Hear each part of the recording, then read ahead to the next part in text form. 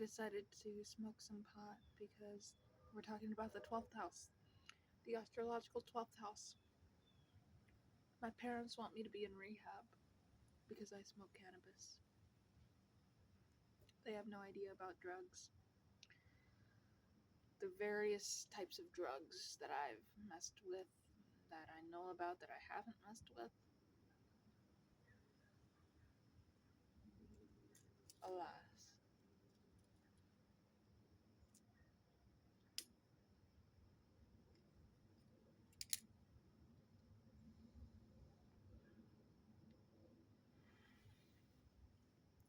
The astrological 12th house. So, after the collective visions and social networks of the 11th house, the astrological chart completes its cycle by dissolving into the most enigmatic and profound realm, the 12th house. If the first house is the spark of individual consciousness, the 12th is the ocean from which it came and to which it will return.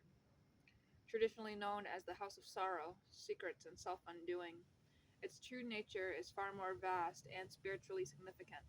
Ruled by Neptune and Pisces, hey, that's me. The 12th house is the domain of the unconscious, the transcendent, and the boundless. It answers the ultimate wordless question: what exists beyond the veil of the separate self?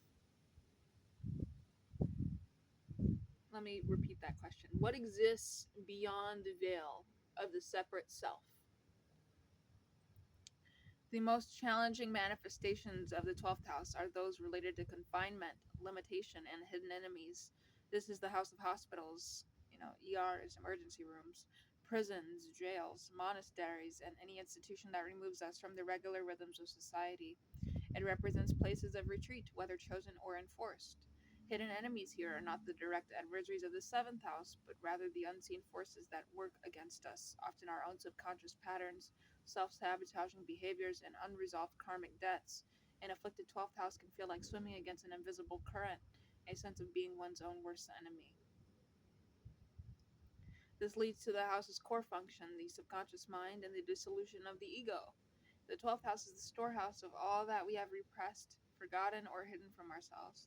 It contains the memories, fears, and traumas that are too painful for the conscious mind to hold. Planets placed here often feel nebulous, weakened, or operate in ways we cannot easily perceive as they are filtered through the deep waters of the unconscious. The 12th house purpose is not to punish, but to compel us to confront these buried contents. It is the process of psychoanalysis, dream work, and spiritual purification, the arduous task of integrating our shadow to achieve wholeness. This process of dissolution is not only psychological but also spiritual. The 12th house is the house of universal compassion, empathy, and transcendence. It represents the breaking down of the boundaries that separates us from each other and from the divine. In this space, we experience a sense of oceanic oneness, a connection to all that is. This is the realm of spirituality that goes beyond dogma, the ninth house. It is mystical, union, meditation, and the direct experience of the sacred. It governs artistic inspiration, music, and poetry that seems to channel something from a place beyond the individual self. This immense empathy is the 12th house's greatest gift and its greatest challenge. It can bestow a profound capacity for compassion and unconditional love, but it can also lead to a lack of boundaries where one absorbs the pain and suffering of the world as if it were their own. This can manifest as victimhood, martyrdom, or a desire to escape through addiction and illusion. The Neptunian, but also Jupiter, trap of preferring the beautiful lie to the painful truth, because Pisces is not just ruled by Neptune. Pisces is ruled by Jupiter. Jupiter curated Pisces. Okay? Not just Neptune. Ultimately, the journey through the 12th house is the final stage of the soul's cycle in the natal chart. It is the culmination of all the experiences of the previous 11 houses now ready to be released and dissolved. The 12th house teaches that before we can be reborn anew, as symbolized by the first house following it, we must first let go of everything. Everything. Death.